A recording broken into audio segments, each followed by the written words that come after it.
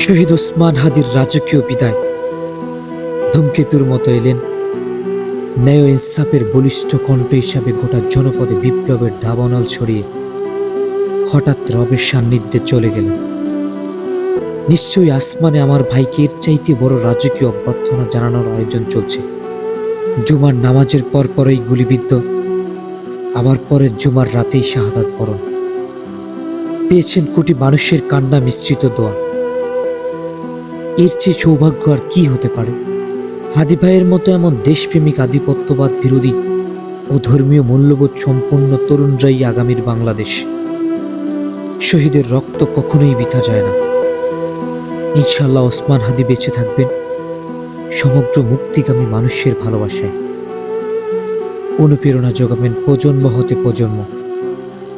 সাহসের বাতিঘর হয়ে থাকবেন অগণিত মানুষের হৃদয়ে।